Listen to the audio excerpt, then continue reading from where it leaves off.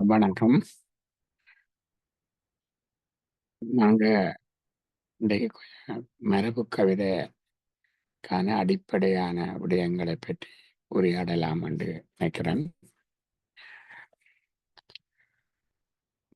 கவிதையில புது கவிதை, மரபு கவிதை 2மே அற்புதமான வடிவங்களாக இருக்கின்றன. இவற்றில் புது கவிதை தான் சிறந்தது அல்லது மரபு கவிதை தான் சிறந்தது என்று நான் கருதுவதில்லை. 2 வடிவங்களுமே சிறப்பாக எழுதுகின்ற பொழுது சிறப்பாக இருக்கும். சங்ககால இலக்கியங்களிலே உள்ள நூல்களில் எல்லாம் இந்த மரபு கவிதைகள் இருந்ததன் காரணத்தால் நானும் மரபு கவிதை கற்க வேண்டும் என்ற எண்ணம் என்னில் ஏற்பட்டது. எனது பாட்டில் சில கவிதைகளை அவ்வாறு முயற்சித்து கொண்டிருந்த காலத்தில்தான் கனடா தமிழ் எழுத்தாளர் இணையம் இங்கே யாப்பிலக்கண வகுப்புகளை ஆரம்பித்தது.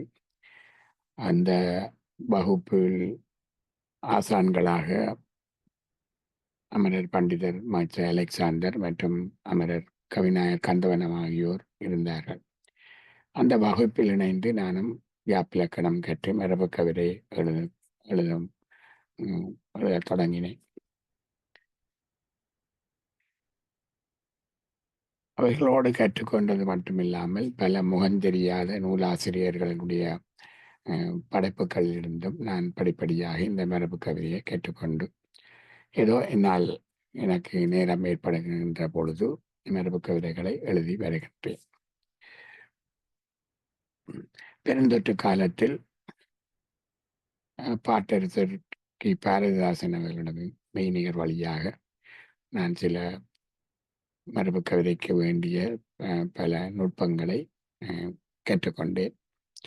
எனவே இந்த நேரத்தில் என்னுடைய ஆசான்கள் எல்லோருக்கும், முகம் தெரியாத நூலாசிரியர்கள் எல்லோருக்கும் நன்றி கூறிக்கொண்டு, நான் அறிந்ததை இந்த மரபு கவிதை பற்றிய அடிப்படையான விடயங்களை மற்றவர்களுக்கும் பகிர்ந்து கொள்ள வேண்டும் என்ற எண்ணத்தில் இந்த பதிவினை நான் இடுகின்றேன். எனவே மரபு கவிதையை இதுவரை மரபு கவிதையில் எழுதாத புதியவர்களுக்கு இந்த அடிப்படையான விடயங்கள் பயனுள்ளதாக இருக்கும். ஏற்கனவே மரபு கவிதை எழுதுபவர்களுக்கு இந்த விடயங்கள் ஏற்கனவே அவர்கள் நன்கு அறிந்திருப்பார்கள், ஆனால் பயன் இருக்காது என்று நான் நினைக்கின்றேன்.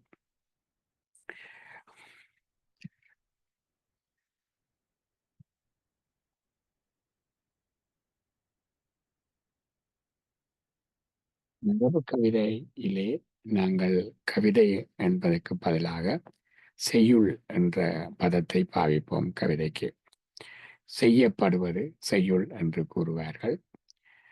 இந்த செய்யுள் அமைப்பதற்குரிய விதிகளை கூறுகின்ற இயல் யாப்பியல் என்று கூறப்படுகிறது. செய்யுள் அமைப்பதற்குரிய விதிகளை கூறுகின்ற இயல். செய்யுள் யாப்பதற்குரிய மொழியின் அமைப்பை கூறுகின்ற இலக்கணம் யாப்பிலக்கணம் என்று வரையறுக்கப்படுகின்றது. யாப்பு என்றால் செய்யுள். யாப்பு அல்லது செய்யுளுக்கு வேறு பெயர்களும் இருக்கின்றன. தொடர்பு, தூக்கு, பாட்டு என்றும் கூறப்படும். யாப்பிலக்கணம் என்று பார்க்கின்ற பொழுது செய்யுள் உறுப்புகள், பாக்கள், பாவினங்கள் பற்றி எடுத்து கூறுகின்ற விடயம். செய்யுள் உறுப்புகள் என்று நாங்கள் பார்க்கின்ற பொழுது, செய்யுள் இலக்கணத்தில் இருக்கிற பார்க்கின்ற பொழுது உறுப்பியல், செய்யுளியல், ஒளியியல் என்று 3 பிரிவுகளை உள்ளடக்கி இருக்கிறது. நாங்கள் இப்பொழுது அடிப்படையாக விடயங்களை பேசுகின்ற பொழுது உறுப்பியல், செய்யுளியல் பற்றி நாங்கள் உரையாடுவோம். ஒளிபியல் பற்றி நாங்கள் பின்பு அதை பார்த்து கொள்ளலாம். இந்த யாப்பிலக்கணத்துக்கான விதிகளை எவ்வாறு அறிந்து கொள்ளலாம் என்று பார்க்கின்ற பொழுது, யாப்பிலக்கணத்துக்குரிய பலர் அதற்கான நூல்களை எழுதியிருக்கிறார்கள். முதன்மையான யாப்பிலக்கண நூல்களாக யாப்பெருங்கலம், அமிர்தசாகரர் எழுதியதும் அதே ஆசிரியர் எழுதிய யாப்பெருங்கலக்காரிகை, யாப்பெருங்கலம், யாப்பெருங்கலக்காரிகை என்று 2 நூல்களை நாங்கள் முதன்மை நூல்களாக கூறுகின்றோம். உறுப்பியல் என்று கூறுகின்ற பொழுது செய்யுள்ளே காணப்படுகின்ற உறுப்புகளின் இலக்கணத்தை நாங்கள் பார்ப்போம். செய்யுளியல் என்று கூறுகின்ற பொழுது அங்கே நாங்கள் செய்யுள் வகைகளை பற்றி வெண்பா, ஆசிரியப்பா என்று வெவ்வேறு வகையான பாக்களை பற்றி அவற்றுக்கான இலக்கணத்தை பற்றி, பா என்பதை தாண்டி பாவினம், அதாவது இலக்கண விதிகளுக்கு முற்றாக உட்படாது மரபு கவிதை சாயலிலே எழுதப்படுகின்ற வேறு வகையான பாடல்களை நாங்கள் பாவினம் என்று கூறுவோம். அவை பாக்களுடைய இனங்களாக இருக்கின்றன. ஆனால் அங்கே இலக்கணம் சற்று தொய்த்து காணப்படுகிறது என்று நாங்கள் பார்க்கலாம். சரி, இப்ப நாங்கள் இந்த உறுப்பியல் என்று பார்க்கின்ற பொழுது அங்கே செய்யுள் உறுப்புகளை பற்றி பார்ப்போம். செய்யுள் உறுப்புகள் 6 வகையான செய்யுள் உறுப்புகள் உள்ளது. எழுத்து, அசை, சீர், தலை, அடி, தொடை. எழுத்து, அசை, சீர், தலை, அடி, தொடை என்று 6 செய்யுள் உறுப்புகள் இருக்கின்றன. எழுத்து உங்களுக்கு தெரியும். எழுத்து என்றால் என்ன? உயிரெழுத்து, மெய்யெழுத்து, உயிர்மெய் எழுத்து என்றெல்லாம் இருக்கிறது. அவற்றை நாங்கள் பார்க்கலாம். அடிப்படையிலிருந்து போகின்ற பொழுது அவற்றை நாங்கள் பார்த்துக்கொள்ளலாம். அடுத்தது, இந்த எழுத்துக்கள் சேர்ந்து இசைக்கப்படுகின்ற பொழுது அசை என்று நாங்கள் கூறுவோம். எனவே மரபு கவிதை நாங்கள் படிக்கின்ற பொழுது யாப்பிலக்கணத்தினுடைய அடிப்படையாக ஒரு சொல்லை எடுத்து அந்த சொல்லிலே இருக்கின்ற எழுத்துக்களை ஆராய்ந்து அசை பிரித்து கொள்வது அடிப்படையில் நாங்கள் செய்கின்ற ஒரு விடயமாக இருக்கிறது. இந்த அசை பிரித்தலுக்கு இன்னும் ஒரு பெயர் இருக்கிறது, அலகிடல் என்றும் நாங்கள் கூறலாம். இங்கேதான் நாங்கள் அந்த அசையினுடைய வகைகளை பற்றி அறிந்து அந்த வகைகள் எவ்வாறான அசைகள் அங்கே வருகின்றன என்றெல்லாம் நாங்கள் பார்க்க போவோம். எனவே எழுத்துக்கள் இணைந்து இசைக்கப்படுகின்ற போது வருகின்ற அசை அது 2வது உறுப்பாகவும், பல அசைகளை ஒரு அசையோ, ஈரசையோ, மூவசையோ அவற்றை இணைத்து கொள்ளக்கூடிய ஒன்றுதான் சொல்லு. இந்த சொல் என்பதைத்தான் நாங்கள் இங்கே யாப்பிலக்கணத்திலே சீர் என்று கூறுவோம். சீர் என்றால் சொல்லு, ஒரு சொல்லை குறிப்பது சீர். எனவே எழுத்து ஒரு எழுத்தை குறிப்பது, சில எழுத்துக்கள் இணைந்து கொடுக்கின்ற அந்த அசையை பற்றி அது ஒரு உறுப்பு. அந்த சில அசைகள் சேர்ந்து காணப்படுகின்ற சீர் என்பது 3வது செய்யுள் உறுப்பாக இருக்கிறது. இதை தவிர தலை, அடி, தொடை என்று 3 விடயங்கள், 3 உறுப்புகள் இருக்கின்றன. நாங்கள் தலை, அடி, தொடை என்ற விடயங்களுக்கு பின்பு வருவோம். முதலில் நாங்கள் இந்த அசை, சீர் என்பவற்றை சரியாக புரிந்து எவ்வாறு அசை பிரிக்கலாம் என்றெல்லாம் நாங்கள் பார்ப்பது அடிப்படையான விடயமாக இருக்கிறது. எனவே நாங்கள் இந்த அசை பிரித்தல் அல்லது அலகிடல் என்ற அந்த பயிற்சிக்குள் யாப்பிலக்கணத்தில், அதாவது மரபு கவிதை எழுதுவதற்கு அடிப்படையாக தேவைப்படுகின்ற ஒரு பயிற்சி அலகிடல் அல்லது அசை பிரித்து பிரித்துவது எவ்வாறென்று அறிந்து கொள்வது. அதற்கு நாங்கள் செல்வதற்கு முன்பாக எழுத்துக்களை பற்றி மிகவும் சுருக்கமாக நாங்கள் பார்ப்போம். எழுத்தென்றால் என்ன? மொழிக்கு முதற்காரணமாக விளங்குவது எழுத்து. அந்த முதற்காரணமாகிய ஒலிக்கு முதற்காரணமாகியது அந்த ஒலி வடிவம். அந்த ஒலியே எழுத்து என்று எழுத்துக்கு வேறு இலக்கணம் கூறுகிறார்கள். எனவே ஒலியிலே இருந்துதான் இந்த எழுத்து என்பது வருகிறது.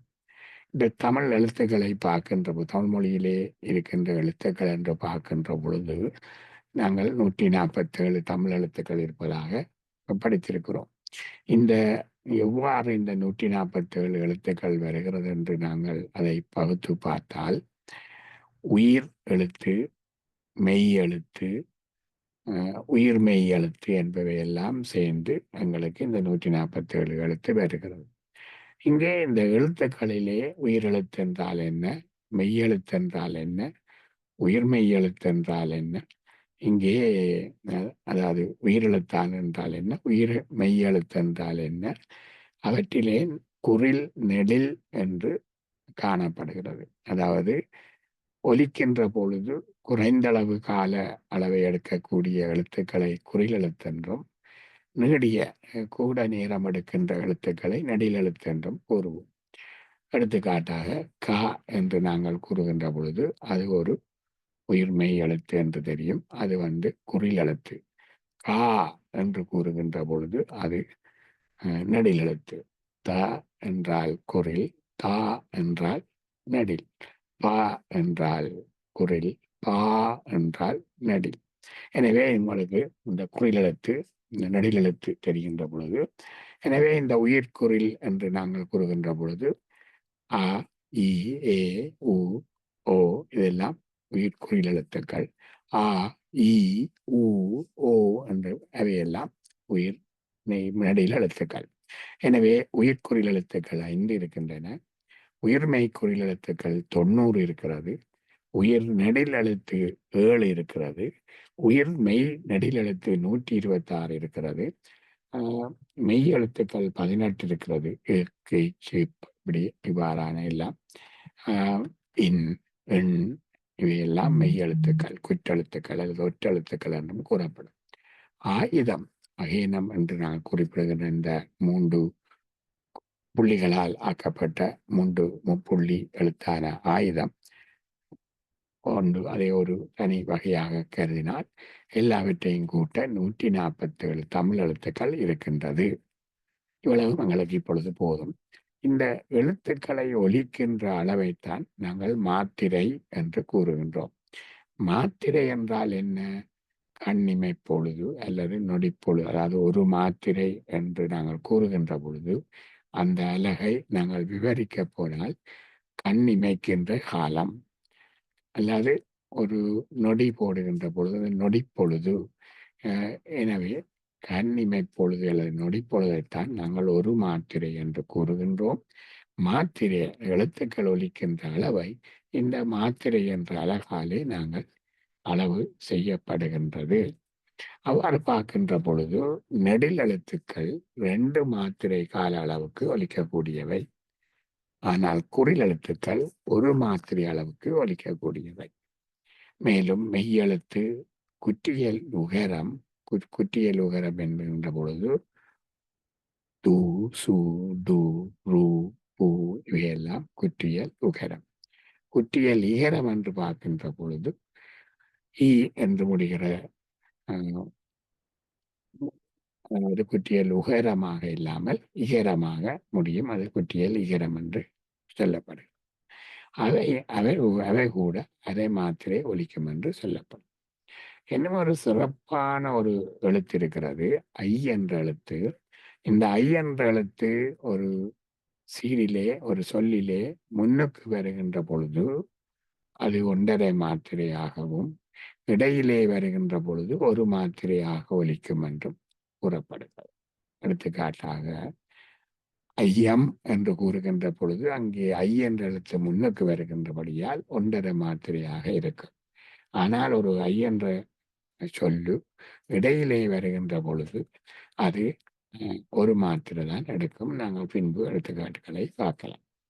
இன்னும் ஒரு அசை பிரிக்கின்ற அலகிடல் என்ற விடயத்துக்கு நாங்கள் போவதற்கு முன்பு இந்த எழுத்துக்கள் என்ற இந்த பகுதிக்குள்ளே நாங்கள் அறிய வேண்டிய இன்னொரு விடயம், மரபு கவிதை எழுதுகின்ற பொழுது எங்களுக்கு அதாவது நாங்கள் அந்த உறுப்புகளை பார்க்கின்ற பொழுது தொடை, அடி என்றெல்லாம் சில உறுப்புகள் இருக்கிறத பார்த்தோம். அவ்வாறான பகுதிக்கு செல்லுகின்ற பொழுது இந்த விடயம் முக்கியமானதாக இருக்கும். அதாவது இன எழுத்துக்கள். இன எழுத்துக்கள் என்றால், இன எழுத்து என்றால் என்ன? எழுத்துக்களை உச்சரிக்கின்ற பொழுது அவை தோன்றும் இடம், ஒலிக்கின்ற முயற்சி, எங்கே தோன்றுகிறது, தோன்றும் இடம், ஒலிக்கும் முயற்சி, ஒலிக்கும் கால அளவு, உருவம் ஆகியவற்றிலே இருக்கிற ஒற்றுமை உள்ள எழுத்துக்களை நாங்கள் இன எழுத்துக்கள் என்று கூறுவோம். ஏன் இந்த இன எழுத்துக்களை படிக்கப் போகிறோம் என்றால், பின்னுக்கு நாங்கள் ஒரு எடுத்துக்காட்டாக ஒரு கவிதை எழுதப் போகிறோம். அந்த கவிதையினுடைய முதல் அடி கனவில் நிலைத்தது காதல் உணர்வு என்ற ஒரு வரியை நாங்கள் எடுத்துக்கொண்டால், இந்த வரியிலே 4 சொற்கள் இருக்கிறது, 4 சீர் இருக்கிறது. கனவில், நிலைத்தது, காதல், உணர்வு. இந்த முதலாவது சொல்லினுடைய முதல் எழுத்து காவும், 3வது எழுத்தினுடைய முதல் எழுத்தான ஆவும் இன எழுத்தாக இருப்பதனால் அவை மோனை பெறுகின்றது என்று நாங்கள் பின்பு அறிவோம். நீங்கள் கேள்விப்பட்டிருப்பீர்கள், மரபு கவிதையிலே கவிதை எழுகின்ற பொழுது எதுகை மோனை என்று பார்ப்பார்கள் என்று. எனவே இவ்வாறான எதுகை மோனை பார்க்கின்ற பொழுது இந்த இன எழுத்துக்கள் பற்றிய அறிவு அடிப்படை எங்களுக்கு தேவைப்படும்.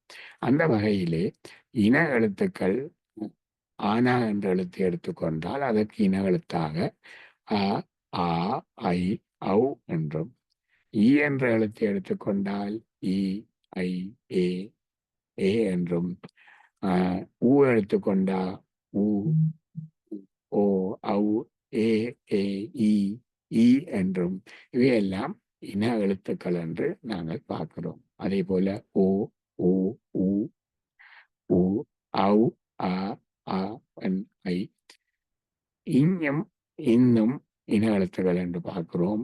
இம்மும் இஃபும் மானாக்கு வானாவும் இன எழுத்துக்களாக பார்க்கின்றோம். எனவே இந்த இன எழுத்துக்களை அதே போல இத், இச், தானா, சானா நாங்கள் இன எழுத்துக்களாக பார்க்கின்றோம். உயிர்மெய் எழுத்துக்களை பார்க்கின்ற பொழுது கா என்று வருமானால் கா, கை, கவ் அவையெல்லாம் இன எழுத்துக்கள். கி என்று வந்தால் கி, கே, கே இவையெல்லாம் இன எழுத்துக்கள். கு என்று வருகின்ற பொழுது கு, கு, கோ, கோ என்று இன எழுத்துக்கள் வருகிறது. எனவே நாங்கள் இவ்வாறான இன எழுத்துக்களை நாங்கள் அறிந்திருக்க வேண்டும். நாங்கள் மரபு கவிதை எழுதுகின்ற பொழுது மோனை பார்க்கின்ற நேரத்தில் முக்கியமாக இந்த இன எழுத்துக்கள் எங்களுக்கு தேவை. சரி, இப்பொழுது நாங்கள் இந்த அசை பற்றி நாங்கள் பார்க்க போறோம். இது மிகவும் முக்கியமான அடிப்படையான விடை. எழுத்துக்களாலே அசைத்து இசை கொள்ளுதல் அசை எனப்படுகிறது.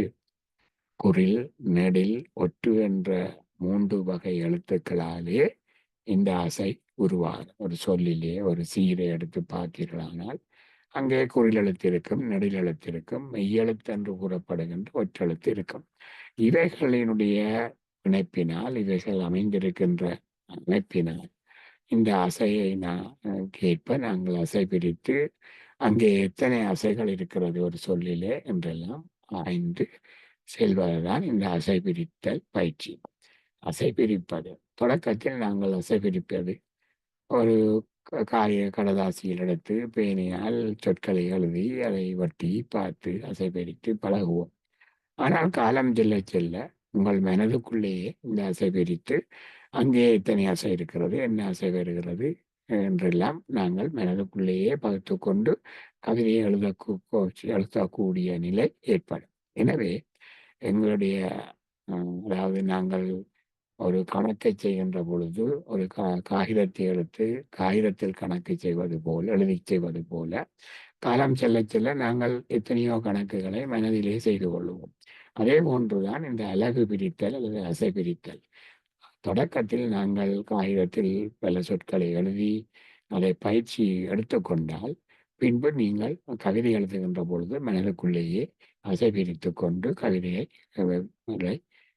எழுதி கொண்டு போகக்கூடியதாக இருக்கும். அவற்றுக்கான இந்த அடிப்படை விடயங்களை அசைவிரிப்பதை செல்வதற்கு முதல் நாங்கள் அங்கே இருக்கிற அசைகளுடைய வகைகள் அதை பற்றி நாங்கள் பார்க்கலாம். எனவே இந்த மெய்யெழுத்து ஒருபோதும் தனித்து நின்று அசையாகாது. மெய்யெழுத்துக்கு நாங்கள் மெய்யெழுத்தை கடந்து செல்வோம். அதை நாங்கள் வெட்டி நாங்கள் அசை பிரித்து பார்ப்போம். அதைவிட ஒரு எழுத்து அல்லது 2 எழுத்து சேர்ந்து அசைகள் உருவாகின்றன. இந்த அசை அடிப்படையிலே 2 வகையாக நாங்கள் பிரிக்கலாம். நேரசை, நிறையசை என 2 வகையாக நாங்கள் பிரிக்கலாம். ஓரெழுத்தால் ஆகிய அசையை நேரசை என்றும் அல்லது தனியசை என்றும் நாங்கள் கூறலாம். அப்ப நேரசை, நிறையசை என்று இருக்கிறது. அதை நாங்கள் சில நேரங்களில் நேர்பசை, நிறை பசை என்றும் குறிப்பிட்டு வழக்கம். நேரசை, நிறையசை. குற்றெழுத்து தனியே வந்தால் அல்லது நெட்டெழுத்து தனியே வந்தால் அவை ரெண்டும் அல்லாட்டி ஒற்றெழுத்துக்கு பின் வருவதனால் அவை தனித்து நின்றால் அது நேரசையாக இருக்கும். நாங்கள் எடுத்துக்காட்டுகளை பார்க்கலாம். கானா, கா என்றது ஒரு நேரசை. கா என்று நெடிலாக பார்க்கின்ற பொழுது அது அது அதுவும் நேரசையாக வருகிறது. கல், இங்கே இல் மெய்யெழுத்தாக இருப்பதனால் அதை நாங்கள் வெட்டி முன்னுக்குள்ள எழுத்தை மட்டும் பார்க்கின்ற பொழுது அங்கே குறிலாக கானா இருக்கிறது. எனவே அங்கேயும் ஒரே ஒரு அசை, அது நேரசையாக உள்ளது. கால் என்று சொல்லி எடுத்தோம் என்றால் இல் மெய்யெழுத்து, அதை நாங்கள் வெட்டி விடலாம். முன்னுக்கு கா என்ற ஒரு நெடில் இருக்கிறது. எனவே அங்கே நேரசையாக கொள்ளலாம். எனவே கா, கா, கல், கால் எல்லாம் அல்லாடி பல், நில் இவையெல்லாம் நேரசையாக எடுத்துக்காட்டாக அமையும். சரி, இப்ப நிறை அசையை பார்க்கின்ற பொழுது 2 எழுத்துக்களால் ஆகிய அசை நிறை அசை எனப்படும். அந்த நிறை அசையை இணையசை, அங்கே தனியசை என்று கூறியது போல், நேரசைக்கு தனியசை என்று கூறியது போல் நிறை அசைக்கு இணையசை என்றும் கூறுகின்ற இன்னொரு பெயர் இருக்கிறது. குரிலினை அடுத்து குரில் நெடில் வந்தால் அதை இல்லாட்டியவை ஒற்றடுத்து வந்தால் நிறையசை என்று வரும். எடுத்துக்காட்டுகளை நாங்கள் பார்க்கலாம். முலாம், முலாம் என்று கூறுகின்ற ஒரு சொல்லி எடுத்தோம் என்றால் முன்னுக்கு ஒரு குரில் இருக்கிறது. குரிலுக்கு பின்பு நெடில் இருந்தால் அவர் அந்த நெடிலை தன்னோடு சேர்த்து வைத்துக் கொள்ளுவார். எனவே முலா என்றுதான் நாங்கள் அசைபிடிப்போம். எனவே முலாம் என்ற சொல்லிலே மெய்யெழுத்தாக இருக்கின்றபடியால் அதை வெட்டி முன்னுக்கு இருக்கிற எழுத்துக்களை பார்க்கின்ற பொழுது ஒரு குரிலுக்கு பின்னுக்கு நெடிலும் இருந்தால் அந்த குரில் எப்போதும் தனக்கு பின்னுக்கு ஒரு எழுத்து இருக்கின்ற பொழுது அதை சேர்த்துக்கொள்ளும். அவர் சேர்த்து முலா என்று வந்தபடியால் இங்கே இது நிறை அசை. ஏனென்றால் 2 எழுத்துக்களாலே அந்த அசை சேர்ந்திருப்பதால் அதை நிறைய அசை என்று கூறுவோம். மேலும் நிறைய அசை வருகின்ற வேறு சில இடங்களை நாங்கள் பார்க்கலாம். கிளி என்று பார்த்தால் இங்கே குரில் வந்திருக்கிறது கீ. அதுக்கு பின்னால் குரில் என்ன செய்யும்? தனக்கு பின்னால் ஒரு குரில் அல்லது நடுவில் இருந்தால் சேர்த்து கொள்ளும். எனவே இது 2ம் சேர்ந்து கிளி என்றது ஒரு அசையாக அது நிறைய அசையாக இருக்கும். விடா, வி குரில், டா நடில், அவை 2ம் சேர்ந்து அவையும் நிறைய அசையாக இருக்கும். வரம், வரம் என்று கூறுகின்ற பொழுது மெய்யெழுத்து அதை வட்டி அதை தவிர்த்து முன்னுக்குள்ள குரில் பாவோட பின்னாலே ஒரு குரில் அல்லது நடில் வந்தால் சேர்த்துக்கொள்ளும். எனவே வர என்று 2 குரில் சேர்ந்த அசையாக இங்கே நாங்கள் இதை நிறைய அசை என்று சொல்லுவோம். எனவே நேரசைக்கு க, கா, பல், கல், சொல், கால் இவையெல்லாம் இருப்பது போல கிளி, பிடா, பனை, வெரம், முலாம் இவையெல்லாம் நிறைய அசைக்கு எடுத்துக்காட்டாக நீங்கள் பார்க்கலாம். சரி, அப்ப இந்த விடயம் மட்டும் தெரிஞ்சால் உங்களுக்கு தெரியும், ஒரு சொல்லைத்தான் நாங்கள் சீர் என்று கூறுகின்றோம். இந்த சொல் என்ற சீரிலே வருகின்ற இந்த நேரசை நிறையசைக்கான வரவிலக்கணங்கள் எங்களுக்கு தெரிந்து கொண்டால் நாங்கள் இப்பொழுது இலகுவாக அசை பிரித்து பழக முடியும், அசை பிரித்து கொள்ளலாம். அப்ப ஒரு சொல்லை எடுத்து, அதாவது சொல்லும் சீரும் ஒன்றுதான், ஒரு சீரை எடுத்து அதை பிரித்து அங்கே உள்ள அசைகளை பார்ப்பதையே நாங்கள் அசை பிரித்தல் அல்லது அலகிடுதல் என்று கூறுகின்றோம்.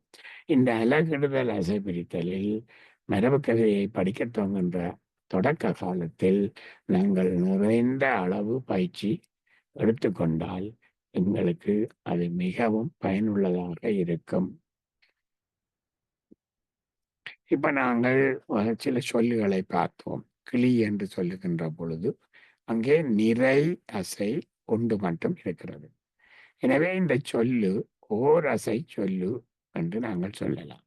அப்ப சொல்லுக்கு நாங்கள் என்ன வியாப்பிலக்கணத்திலே என்ன பதத்தை பாவிக்கின்றோம்? சீரை பாவிக்கின்றோம். சீரென்று கூறுகின்றோம். எனவே கிளி என்ற சொல்லு உண்மையில் ஓரசை சீரான ஓரசை சீர்.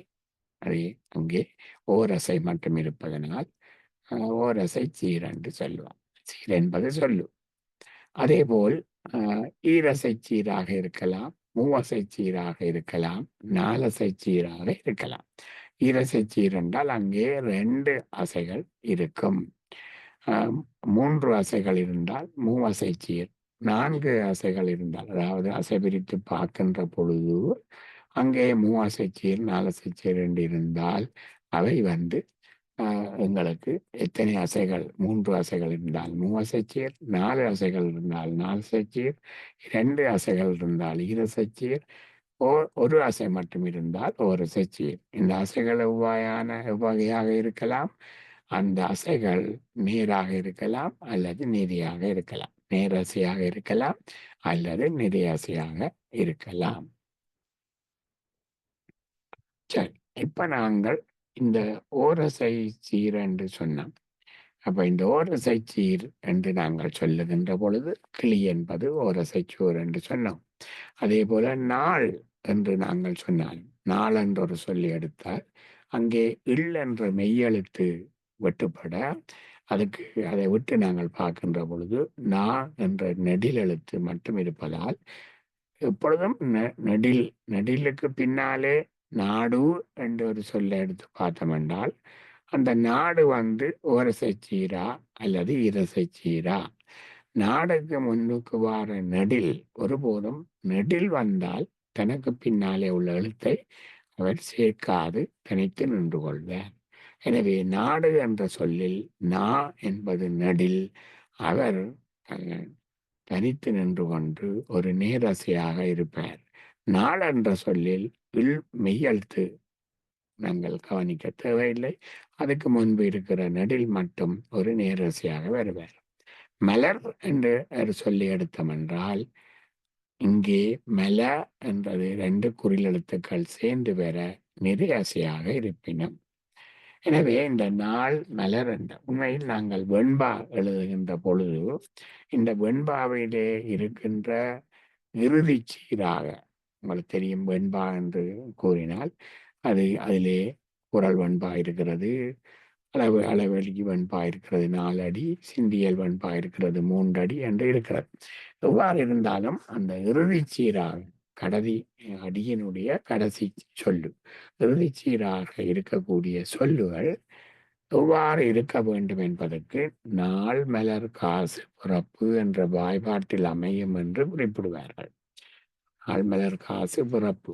எனவே இந்த நாள் மலர் என்ன அசை இருக்கிறது என்று இங்கு பார்த்தோம். அப்ப எனவே இந்த வெண்பாவினுடைய இறுதி சீர் எப்பொழுதும் நாள் மலர் காசு பிறப்பு என்ற வாய்பாட்டில் அமையும் என்று நாங்கள் பின்பு அதை விரிவாக பார்க்கலாம். ஆனால் இங்கே இந்த அசை பற்றிய அடிப்படையிலே நாங்கள் பார்த்துக்கொள்வோம். எனவே இப்பொழுது நீங்கள் எந்த ஒரு சொல்லையும் எழுதி அவற்றை அசை பிரித்து பார்க்க முடியும். அதை நாங்கள் பார்த்து கொள்ளலாம். எடுத்துக்காட்டாக நான் ஒரு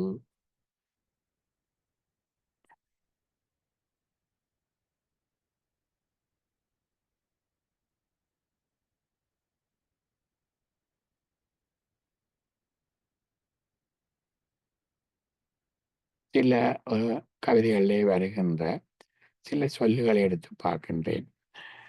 குருவாய் என்று ஒரு சொல்லி எடுத்துக்கொள்வோம். குருவாய் என்ற சொல்லி எடுக்கின்ற பொழுது முன்பு குரு என்ற சொல்லு ஒரு குறில்ல துவங்குறபடியால் அந்த ரூபம் சேர்ந்து குரு என்பது ஒரு தனி அசையாக இருக்கும். அது நிறை அசை. அப்போ நாங்கள் அதை பிரித்து பழகின்ற பொழுது குருவுக்கு மேலே நாங்கள் எழுதலாம் நிறை. அதை அடுத்து வாய் ஈ மெய்யெழுத்து நாங்கள் வெட்டி விடலாம். வா என்றது ஒரு நெடில் எழுத்து. அந்த நெடில் எழுத்து தனியே நேரசையாக இருக்கும். எனவே குருவாய் என்ற சொல்லுக்கு நாங்கள் அசைபிரித்து பார்த்தால் குரு என்பது ரெண்டும் சேர்ந்து நிறையசையாகவும் வா என்பது நேரசையாகவும் இருக்க இந்த சொல்லு நிறை நேர் என்ற வடிவத்திலே இருக்கிறது, என்ற வாய்ப்பாட்டிலே இருக்கிறது. இவ்வாறாக எல்லா சொற்களையும் எங்கள் மனதில் அழுகின்ற அல்லது கவிதைகளில் காணப்படுகின்ற சில சொல்லுகளை எழுதி அவற்றை நாங்கள் அசைபிரித்து பிரித்து பழக வேண்டும். இது அடிப்படையில் நாங்கள் நிறைய செய்கின்ற பொழுது போக போக நாங்கள் எங்கள் மனதுக்குள்ளேயே ஒரு சீரை எடுத்து அங்கே நேரா நிறையா இத்தனை அசை எல்லாவற்றையும் எங்கள் மனதுக்குள்ளே பார்த்து கொண்டு செல்லலாம். இந்த அழகு பிரித்தலும் அசை பிரித்தலும் எங்களுக்கு மரபு கவிதை எழுதுவதில் அடிப்படையான விடயங்கள். இப்ப நாங்கள் இன்னொரு சொல்லி எடுத்துக்கொள்வோம். எங்களில் எங்களில் என்ற சொல்லி எடுத்தால் இங்கே பாருங்கள், மெய் எழுத்தை நாங்கள் உடனே முதலே வெட்டி விடலாம். ஒரு பேனி எடுத்து வெட்டி விடலாம். இங்கே வெட்டுவோம், இல்லை வெட்டுவோம். அப்ப எங்களில் இந்த இங்குக்கு முன்னுக்கு இருக்கிற ஏ ஒரு குறில் எழுத்து. எனவே அது ஒரு நேரசையாக நேர் வருகிறது.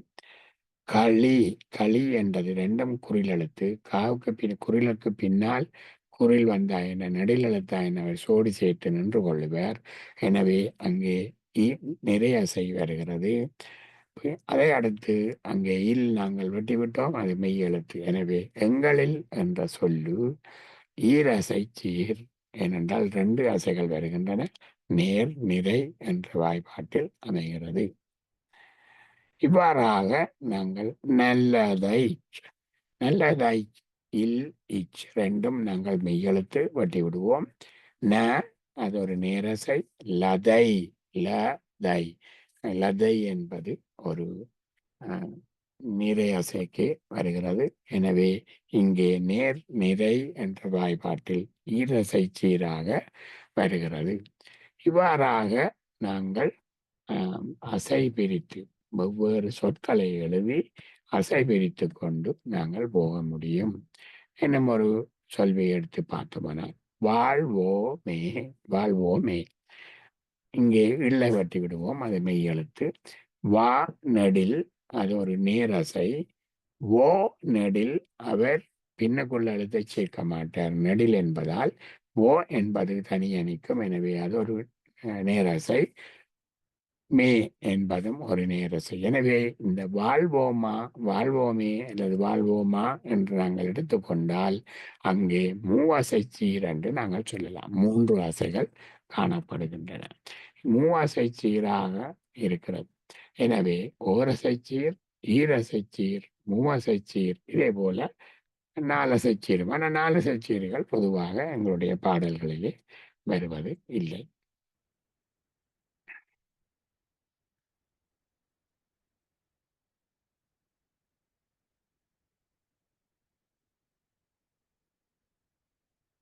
இப்ப கவிதை இணை என்றொரு சொல்ல சீரி எடுத்துக்கொண்டால் கவி என்பது நிறை, தை என்பது என்னும் ஒரு நிறை, நை என்பது என்னொரு நேர். நிறை நிறை நேர் என்று அசை சீராக இந்த சொல்லு வந்திருக்கிறது.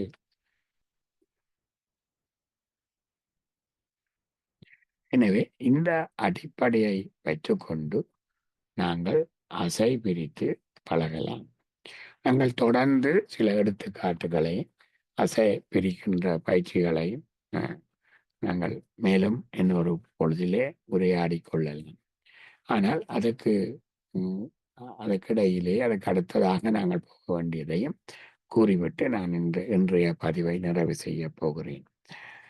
நீங்கள் ஒரு ஈரசை சீரை எடுத்துக்கொள்ளுங்கள். ஒரு ஈரசை சீர் என்றால் 2 சீர் வரும். இந்த 2 சீர் வருகின்ற பொழுது இப்ப நாங்கள் பார்க்கலாம், அது நேராக இருக்கலாம் அல்லது நிறை நேராக இருக்கலாம், நேர் நிறையாக இருக்கலாம். அந்த காம்பினேஷன் 4ஆக வரும். நேர் நேர் நிறை நேர் நேர் நிறை நிறை நிறை. இவ்வாறாக இந்த அசைகளுடைய வகைகளை வைத்து ஒரு வாய்ப்பாட்டை நாங்கள் மனதிலே பெற்றுக்கொண்டால் எங்களுக்கு இலகுவாக இருக்கும் என்ற காரணத்தால் நேர் நேர் என்பதை ஒரு வாய்ப்பாடாகவும் அதுக்கு ஒரு பெயரை குறித்து நேர் நேர் என்பதற்கு ஒரு எடுத்துக்காட்டான ஒரு சொல், அதாவது சீர் தேமா.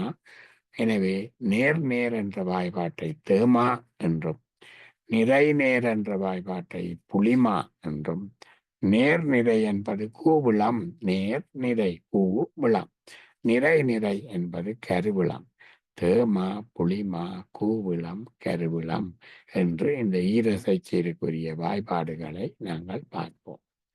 மூவசைச்சீருக்கு பார்க்கின்ற பொழுது இங்கே நேர் நேர் நேர் என்று இருக்கலாம்.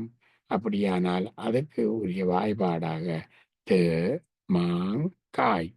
நீங்க பிரிச்சு பார்த்தால் தேன்னா ஒரு அசை, நேரசை, மாவென்னா ஒரு அசை, இங்கு வெட்டுப்படும், காய் ஒரு கா ஒரு அசை, நேர் நேர் நேர் என்று இந்த தேமாங்காயில் வருகிறது. எனவே ஈரசைச்சீருக்கான வாய்ப்பாடுகள் தேமா புளிமா கூவிளம் கருவிளம். மூவசைச்சீருக்குரிய வாய்ப்பாட்டுக்கள் தேமாங்காய்.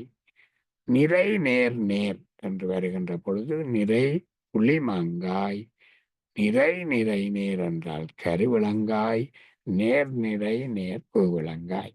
எனவே இந்த தேமா புளிமா பூவிளம் கருவிளம் என்ற அந்த ஈரசைச்சீரோடை காய் என்றது சேருகின்ற பொழுது தேமாங்காய் புளிமாங்காய் கருவிளங்காய் பூவிளங்காய் என்று வாய்ப்பாடுகளை கூறும். இந்த காய் என்பது கனியாகலாம். அதாவது நேர் நேர் நேர் என்பதற்கு பதிலாக நேர் நேர் நிறை என்று வந்துவிட்டால் அது தேமாங்கனி, நிறை நேர் நிறை என்று வந்தால் புளிமாங்கனி, நேர் நிறை நிறை என்று வந்தால் கூவிளங்கனி, நிறை நிறை நிறை என்று வந்தால் கருவிளங்கனி. இவ்வாறாக எனவே ஈரசைச்சீரிலே 4 வாய்ப்பாடுகள்: நேர் நேர் நிறை நேர் நேர் நிறை நிறை நிறை தேமா புளிமா கூவிளம் கருவிளம். மூவசைச்சீருக்குரிய வாய்ப்பாடுகள் நேர் நேர் நேர் நிறை நேர் நேர் நிறை நிறை நேர் நேர் நிறை நேர், அதாவது தேமாங்காய் புளிமாங்காய் கருவிளங்காய் கூவிளங்காய். அது அங்காலே நேர் நேர் நேர் நிறை நிறை நேர் நிறை நேர் நிறை நிறை நிறை நிறை நிறை கருவிளங்கனி. இந்த கனிச்சி இந்த காயிலே வருகின்ற காயிலே முடிகின்ற இவற்றை மூவசைச்சீரை நாங்கள் காய்ச்சீர் என்றும் அழைப்போம். கனியிலே முடிகின்ற அந்த 4 சீரைகளை கனிச்சீர் என்று அழைப்போம். தேமா புளிமா இரண்டையும் சேர்த்து மாச்சீர் என்று சொல்லுவோம், மாவில் முடிவதால். நேர் நிறை நிறநிறை இரண்டையும் விளம் விளம் என்று முடிவதால் விளச்சீர், மாச்சீர் விளச்சீர் காய்ச்சீர் கனிச்சீர் என்று நாங்கள் பெயர்களாலே நாங்கள் வகுத்து கொள்ளுவோம். இவை இந்த அசை பிரித்து பழகி கொள்ளுதலும் இந்த அசைச்சீரினாலே அசைகளினாலே உருவான இந்த வாய்ப்பாடுகளும் எங்கள் மனதில் தெளிவாக பதிந்திருந்தால் கவிதை எழுதுகின்ற பொழுது மிகவும் பயனுள்ளதாக இருக்கும். எனவே நாங்கள் இவ்வளவு நேரமும் மரபு கவிதையினுடைய அடிப்படையான, அதாவது யாப்பிலக்கணத்திலே இருக்கின்ற அடிப்படையான விடயங்களை மிகவும் சுருக்கமாக கொண்டோம். எனவே புதிதாக மரபு கவிதை எழுதுபவர்களுக்கு இது பயனுள்ளதாக இருக்கும். தொடர்ந்தும் இன்னொரு பொழுதில் நாங்கள் உரையாடி கொள்ளலாம். இதை பார்க்க இருக்கின்ற உங்கள் அனைவருக்கும் நன்றியும் வாழ்த்தும்.